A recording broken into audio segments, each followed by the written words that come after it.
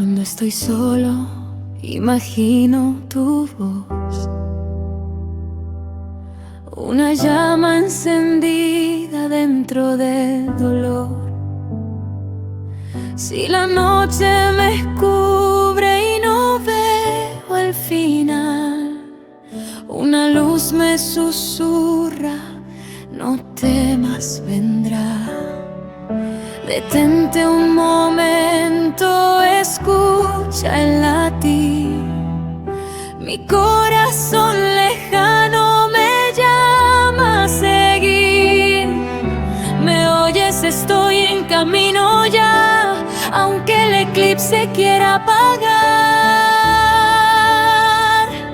Aleluya, libre soy en la oscuridad. En la historia de las civilizaciones existen relatos que parecen demasiado extraños para ser simples leyendas. Entre ellos aparece una historia prohibida, las 7 plagas celestiales de la diosa Radiel. Según antiguos registros, un reino rival cometió un acto impensable: robar el arca sagrada, un artefacto que, según los textos, contenía una energía divina imposible de comprender para los humanos. Durante un tiempo pareció que nada ocurría, pero entonces comenzó el primer signo. Los cronistas describen enfermedades repentinas que los médicos no podían explicar. Después llegaron las cosechas marchitas, como si la tierra misma rechazara a sus gobernantes. Animales huyendo del territorio. Noches llenas de gritos. La tercera plaga fue más inquietante. Los textos hablan de locura colectiva. Personas que aseguraban escuchar voces, soldados que abandonaban sus armas, sacerdotes que hablaban de una presencia vigilando el cielo. Para cuando llegó la 7ª plaga, el reino ya estaba condenado. Los templos estaban vacíos, las ciudades en silencio, y el poder que una vez desafió a lo sagrado desapareció casi por completo de los registros de la historia. Años después, el guardián Akira Asami logró recuperar el arca, pero los textos terminan con una advertencia inquietante. El equilibrio del mundo había sido fracturado, y lo que fue despertado no volvería a dormir. Buenas noches. Les habla Maya, hija del archivista Morningstar. Esta noche investigaremos los orígenes de una de las leyendas más inquietantes registradas en antiguos manuscritos, las 7 plagas celestiales de la diosa Radiel. Prepárense, porque algunas historias no fueron escritas para ser recordadas. Dámela. Dámela. Dame tu cabeza.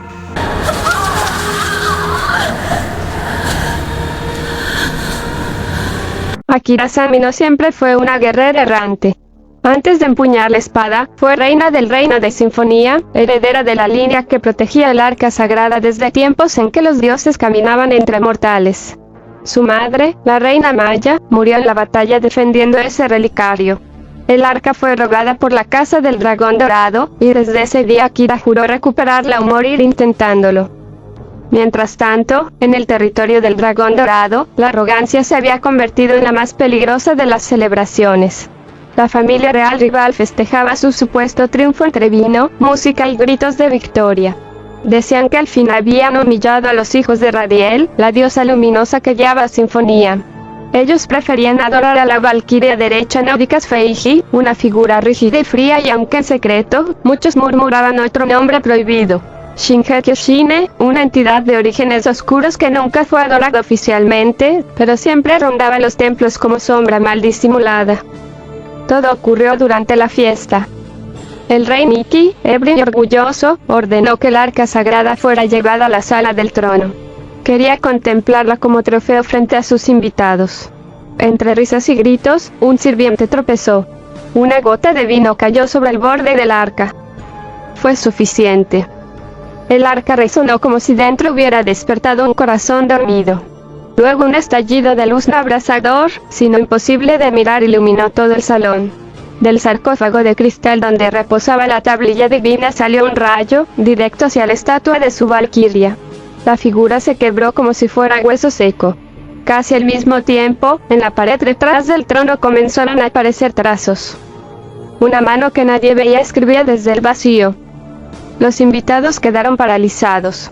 Algunos caían al suelo, temblando. El anciano mago de la corte fue el único que tuvo valor para acercarse. La escritura parecía moverse, cambiar, retorcerse en lenguas distintas. Latín antiguo, dialectos del norte, runas olvidadas. Cuando al fin logró leerlo, retrocedió con el rostro descompuesto. Saúl, Susurró, pero su voz quebrada no bastó. El rey exigió que lo dijera en su lengua. El mago tragó saliva y alzó la mirada aterrorizado. Dice, ya vienen las 7 plagas. La maldición del reino dragón dorado está cerca. Los invitados que aún celebraban quedaron en silencio. Algunos afirmaban haber escuchado un segundo mensaje detrás de las palabras, como un murmullo que no pertenecía a ningún ser humano. Fue así como comenzó la pesadilla. Y ahora, como prometió Maya, la hija del archivista Morningstar, vamos a ver las 7 plagas. Capítulo 1, la primera plaga, la mujer del grito y la sombra. Dicen que cuando la casa del dragón dorado ofendió al arca sagrada, la primera señal no vino del cielo sino del silencio. Un silencio extraño, demasiado profundo para un reino lleno de música, comercio y ruido cotidiano. Ese silencio fue el aviso. A medianoche, el reino escuchó un alarido que no pertenecía a ningún ser humano. Un grito que temblaba entre llanto y furia, como si 2 voces, una humana y otra imposible, se mezclaran en la misma garganta. Quienes lo oyeron sintieron un peso en el pecho, como si algo antiguo hubiese sido liberado. Los textos del libro de Daniel, en un pasaje atribuido a los escribas más antiguos, describen la plaga con palabras inquietantes. Surge una mujer más alta que lo común, mitad sombra, mitad carne. Su voz es un lamento sin origen. Busca a los que huyen, encuentra a los que se esconden. Nunca mira hacia la luz. La leyenda explica que la plaga nació del primer hombre del dragón dorado que tocó el arca con deseo de poder. Algo en su mente se fracturó y, en lugar de obtener gloria, brotó de ello una esencia oscura, una criatura que conserva el eco de su humanidad pero no su juicio. No se la describe atacando con brutalidad explícita. La verdadera tragedia es otra. Sabe dónde se esconden sus víctimas. Conoce los rincones estrechos, los desvanés, los establos abandonados. La oscuridad es su mapa. El miedo, su guía. Muchos habitantes del reino pensaron que podían espantarla con rituales improvisados. Marcaban sus puertas con cruces, signos, manchas rojas, cualquier cosa que pareciera un símbolo protector. Algunos lo hacían por fe, otros por desesperación. La primera aparición documentada de esta plaga ocurrió cerca del puente derecho, en los límites con el reino Génesis. Fue allí donde los mensajeros dejaron de regresar y donde los guardias reportaron la presencia de una mujer imposible de mirar por completo, como si la mitad de su cuerpo se desvaneciera antes de que la vista pudiera comprenderla. El reino del dragón dorado intentó ignorarlo. Intentó llamarlo superstición. Intentó hacer silencio. Pero nadie podía ignorar el llanto que atravesaba las murallas cada noche. Así comenzó la primera plaga. Capítulo 2. La segunda plaga. La tormenta del diluvio y los truenos de Radiel. Si la primera plaga atacó desde las sombras, la segunda cayó desde el cielo con una furia que nadie en el reino del dragón dorado había visto jamás. Todo empezó en la segunda noche. El cielo se oscureció antes de tiempo, como si el sol hubiese retrocedido por miedo. Las nubes se arremolinaron en forma de espiral sobre la capital, y los animales huyeron de las calles sin que nadie los tocara. Luego tembló la tierra. Las casas tremolaron. El castillo sintió un rugido subterráneo, y las piedras más antiguas vibraron como si recordaran un sonido olvidado. La gente creyó que era un simple temblor y hasta que escucharon el primer trueno. No fue un trueno normal. Fue un golpe que parecía partir el cielo en dos. La lluvia cayó con tanta fuerza que la ciudad quedó sumergida en sombras líquidas. Los guardias no podían ver sus propias manos. Las antorchas se apagaban como si una respiración helada soplara desde el cielo. Los habitantes que dudaban de la maldición comenzaron a creer. La tormenta no era lluvia común, era un diluvio que avanzaba como una ola viva, golpeando las murallas, inundando calles, arrastrando cualquier cosa que no estuviera firme. Algunos dijeron que escucharon voces mezcladas en el estruendo, como si los truenos repitieran un lenguaje antiguo. En la tercera noche ocurrió lo más temido. Un rayo cayó directamente sobre el castillo del rey Nikki. No lo destruyó, pero sí lo marcó. Una línea negra quedó grabada desde la torre más alta hasta la base de piedra. Los sirvientes aseguraron que el rey emitió un grito desesperado, agudo, impropio de su orgullo. Un grito que muchos compararon con el de un niño asustado. 2 días y 2 noches duró el diluvio. Cuando por fin amaneció, las nubes se retiraron sin explicación, como si hubieran cumplido un mandato. El reino del dragón dorado despertó exhausto, hundido en barro, con puentes destruidos y muros fracturados. Pero lo más inquietante fue el silencio que dejó atrás la tormenta. Un silencio que no anunciaba paz, sino la llegada inevitable de la tercera plaga. Capítulo 3. Las abejas asesinas. Después del diluvio y los truenos, el reino del dragón dorado creyó que lo peor había pasado. El cielo estaba despejado, las calles comenzaban a secarse y la gente intentaba regresar a la música y a las celebraciones. Pero la maldición de Radiel no había terminado. La tercera plaga llegó sin advertencia. Primero se escuchó un zumbido lejano, apenas perceptible, como si el viento vibrara entre las montañas. Algunos campesinos pensaron que era un simple enjambre viajando hacia los campos. Nadie se preocupó. Hasta que el cielo empezó a oscurecerse. Miles y luego decenas de miles de abejas descendieron sobre el reino. No se comportaban como insectos normales. Volaban en patrones extraños, casi coordinados, como si una sola voluntad dirigiera al enjambre. Las crónicas del reino describen escenas de caos. Músicos soltando sus tambores, comerciantes cerrando sus puestos, guardias corriendo hacia las murallas mientras intentaban cubrirse el rostro. Las abejas atacaban con una ferocidad inusual. No buscaban flores ni miel. Buscaban personas. En pocas horas las calles quedaron vacías.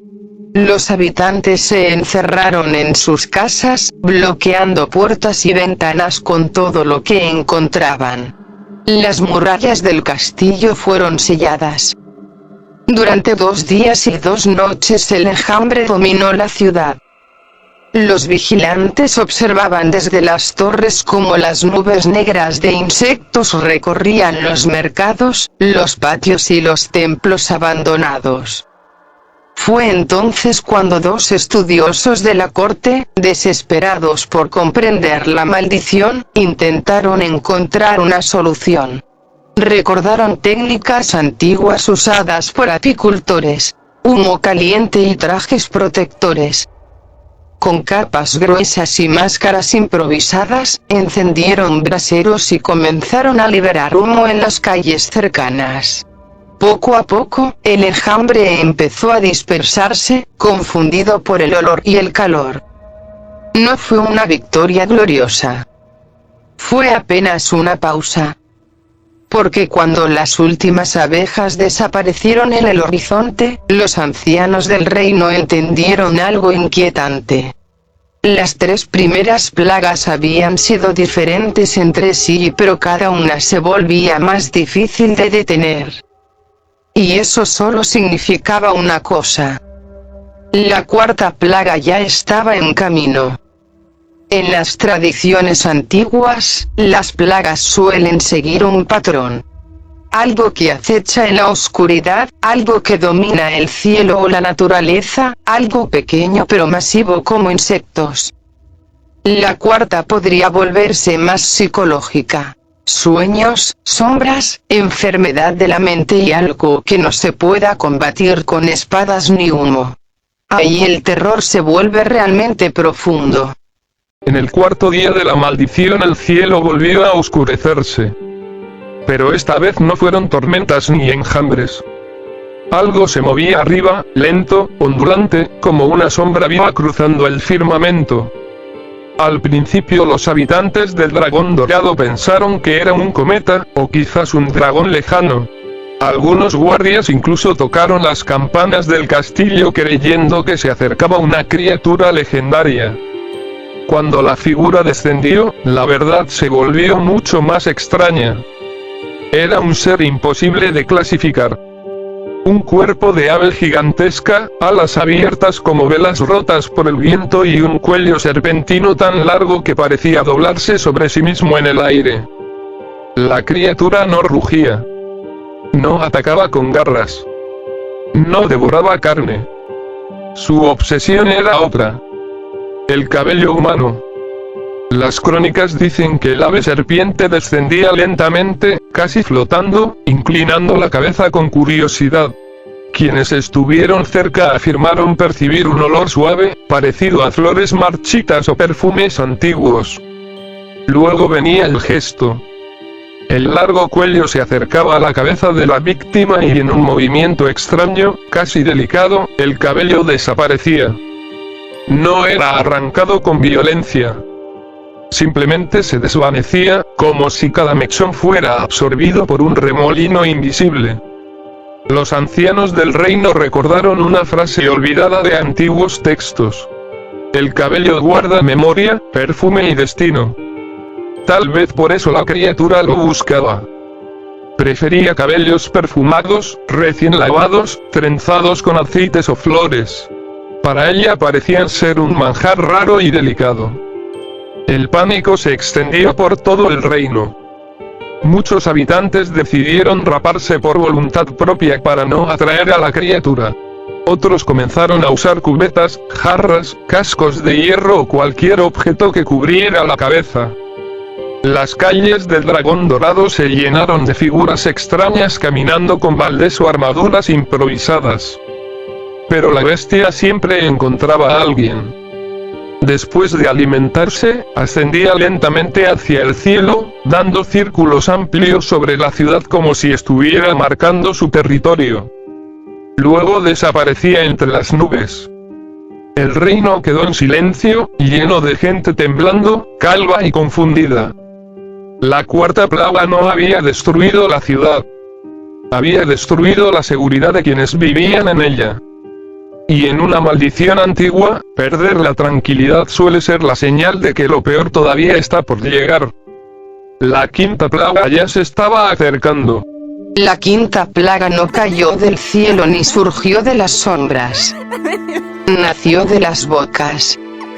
En el reino del Dragón Dorado, después de la visita del ave serpiente, la gente creía que ya nada podía sorprenderlos. Se equivocaron. Una mañana, un hombre conocido como Géminis el Loco, un vagabundo de la calle 8, empezó a murmurar cosas extrañas. El rey quiere casarse conmigo, decía, moviendo los dedos como si dirigiera una orquesta invisible. Las personas que lo escuchaban se reían, lo ignoraban o se alejaban y hasta que empezaron a repetir sus palabras sin darse cuenta. Primero fueron frases cortas. Luego movimientos involuntarios. Luego ideas que no les pertenecían. En cuestión de horas, lo que Géminis murmuraba se esparció como un veneno dulce. Una mujer repitió la misma frase del rey. Un guardia comenzó a imitar el movimiento de cadera que había visto en el mendigo. Un comerciante soltó una carcajada inquietante sin saber por qué. La plaga del rumor funcionaba como una infección de pensamiento. No hacía falta tocar, ni ver, ni estar cerca. Solo escuchar. Al entrar en la mente, el rumor crecía por sí mismo. Torcía recuerdos. Mezclaba miedos.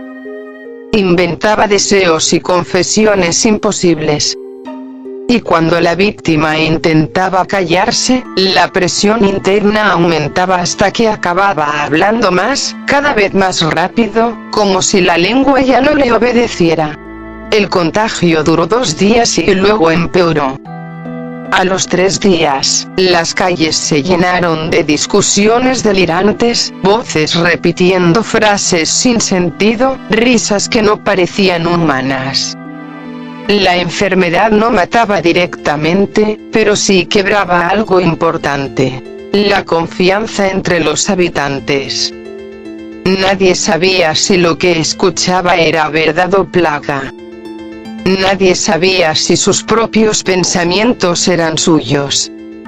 Cuando el rumor completaba su ciclo, las víctimas quedaban exhaustas, algunas llorando, otras en silencio absoluto, y unas pocas aún riéndose con una risa tan vacía que helaba la piel. La quinta plaga había tomado al reino por la lengua. Y con una población dividida, confundida y atormentada por sus propias voces internas y la llegada de la sexta plaga sería aún más devastadora. Cuando la enfermedad del rumor comenzó a desaparecer, los habitantes del Dragón Dorado pensaron que tal vez la maldición estaba terminando. Habían sobrevivido a 5 plagas. Pero la sexta llegó desde un lugar inesperado. Desde el desierto de Zarabanda. Al principio fue solo un viento cálido que cruzaba las murallas. Los guardias pensaron que era una tormenta común del desierto. Nada que el reino no hubiera visto antes. Luego el horizonte se volvió amarillo. Una muralla de arena avanzaba como un océano levantado del suelo. No era una simple ráfaga. Parecía una ola gigantesca, como un tsunami de polvo y piedra. Las campanas de alarma sonaron en todo el reino. La tormenta golpeó las calles con una fuerza brutal. Las puertas se cerraban, las ventanas se cubrían, pero la arena encontraba siempre una rendija. Las plazas, los mercados y los caminos quedaron cubiertos en minutos. Algunos habitantes lograron refugiarse. Otros quedaron atrapados. Las crónicas cuentan que varias casas fueron enterradas por completo bajo montañas de arena. En ciertos barrios solo se veían los techos sobresaliendo, como pequeñas islas en un mar dorado. La tormenta no duró horas. Duró 10 días. Durante ese tiempo el pueblo del Dragón Dorado vivió casi en oscuridad. El sol apenas atravesaba el polvo suspendido en el aire. Los guardias y soldados trabajaban sin descanso, excavando túneles improvisados para rescatar a quienes habían quedado atrapados. 22 días después, cuando el viento finalmente se retiró hacia el desierto, el reino parecía otro lugar. Calles bloqueadas por rocas. Murallas cubiertas de arena. Barrios enteros desaparecidos bajo montículos amarillos. Incluso el castillo sufrió el golpe de la plaga. El rey Nikki fue encontrado atrapado en su propio salón del trono, rodeado por montones de arena que habían entrado por las ventanas rotas. El reino del Dragón Dorado había sobrevivido, pero estaba agotado, debilitado y lleno de miedo. Fue entonces cuando el rey tomó una decisión desesperada. Si la maldición había comenzado con el robo del arca sagrada, tal vez solo devolviéndola podría detenerse. Así que ordenó preparar un viaje hacia el reino de Sinfonía, donde gobernaba la heredera legítima del arca, Akira Asami. Pero el destino del Dragón Dorado aún no estaba sellado. Porque la séptima plaga, la última de todas, estaba esperando el momento exacto para manifestarse. Y cuando llegó el mundo entendió por qué la maldición de Radiel era temida incluso por los dioses antiguos. Dicen que la última plaga llega sin aviso. Pero en el Dragón Dorado hubo uno, el amanecer que no amaneció. Ese día el sol simplemente no apareció. El cielo no estaba nublado, estaba negado. Una tiniebla espesa cubría todo, como si alguien hubiera extendido un manto de tinta sobre el reino. Entonces comenzaron a aparecer. Eran sombras alargadas, moviéndose como serpientes que se deslizan entre grietas invisibles. Se retorcían, se curvaban y de pronto cambiaban de forma. De serpientes pasaban a manos. Manos gigantes, delgadas, con dedos interminables como tentáculos. Manos que no tocaban la tierra, sino que flotaban a centímetros del suelo, buscando. La primera en caer fue la guardia del castillo. Los capitanes intentaron resistir, pero las manos se enrollaban alrededor de sus cuerpos y los levantaban sin esfuerzo. No los desgarraban. No los mataban al instante. Solo los acercaban a un punto absoluto de oscuridad, una especie de boca negra que se abría entre las sombras. La oscuridad no devoraba carne. Devoraba miedo. Las víctimas quedaban paralizadas al sentir como algo invisible les robaba la respiración, el calor, la voz. Algunos sobrevivían unos segundos más. Otros simplemente desaparecían sin dejar rastro. Durante 14 días el reino se hundió en esa noche eterna.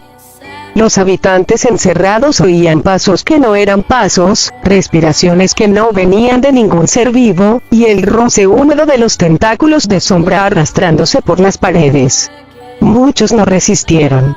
Algunos pocos lograron pasar las noches escondidos en sótanos, cuevas o bodegas, esperando cualquier señal del sol. Y un día apareció. La luz atravesó la tiniebla como una lanza. Las manos de la oscuridad se deshicieron al instante, evaporándose como uno que nunca había existido. Fue entonces cuando el rey Nikki llegó al límite.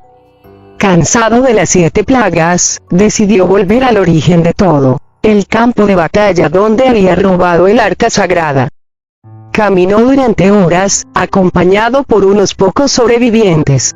Al llegar, encontró algo inesperado. Un grupo de soldados del reino de Sinfonía, y frente a ellos, su reina legítima, Akira Asami.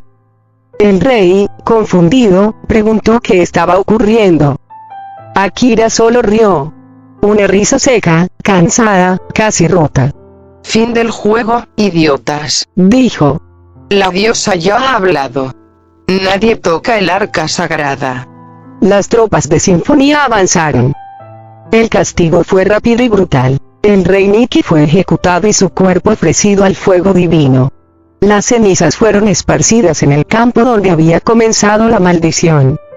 Akira recuperó el arca y la llevó de vuelta a su palacio, donde fue guardada en la cámara baja del trono. Pero la historia no terminó ahí. Tras 2 años de gobierno, un rayo de origen desconocido, al que los sacerdotes llamaron el rayo de Shinjet, cayó sobre la reina Akira Asami.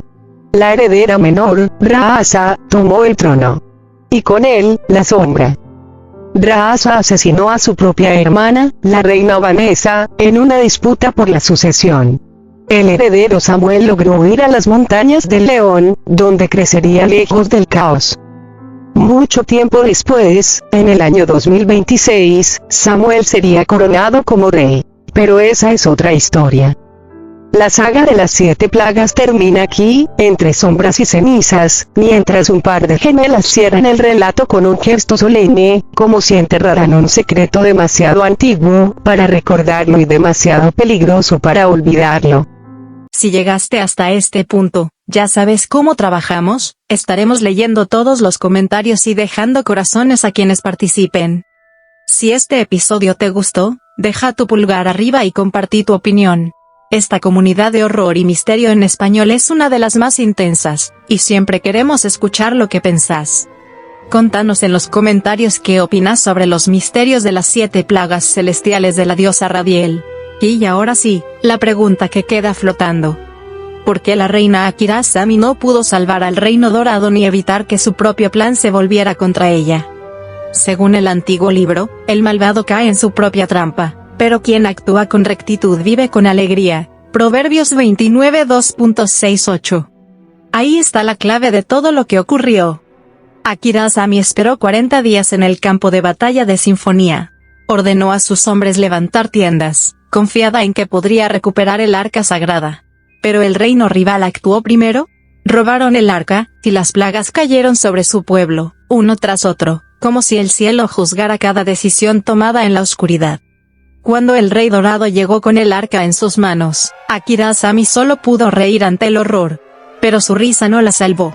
Sus hombres no escaparon. El destino ya estaba escrito, fueron entregados al fuego eterno, y su legado quedó marcado por la caída. Mucho después, en 2027, la historia volvió a repetirse. Max, el exnovio tóxico de la presidenta Elisa, intentó recuperar poder robando solo la tabla sagrada. Ese acto condenó su reino a sufrir el mismo ciclo. Sus crímenes lo encerraron en una celda, y la tabla fue guardada en un lugar digno, lejos de manos peligrosas. Y así termina esta versión, amigos. Somos Gina y Hitomi. Y nos vemos en el próximo misterio. Adiós. Sean bienvenidos, amigos, al contenido de los fragmentos del lado oscuro. El horror ha regresado. Está entre nosotros. Aquí compartimos y buscamos siempre la verdad, aunque la verdad exija un sacrificio. A ustedes, mis queridos amantes del universo del horror, hoy les presentamos lo escalofriante, el origen de aquello que nos une. Los hermanos de la oscuridad. Den like, compartan y permitan que sus mentes rotas contemplen la belleza prohibida que ha regresado desde el mundo eterno y espiritual. Lean los mensajes misteriosos, dejen sus comentarios como siempre, y suscríbanse al regreso del horror. Entre ruinas y sombras me sumerjo, para levantarme y derrotar al mal. La oscuridad jamás podrá apagar la luz del mundo. Activen la campanita. Yo soy Elizabeth Armstrong, la reina del horror mundial. Nos veremos después. Adiós.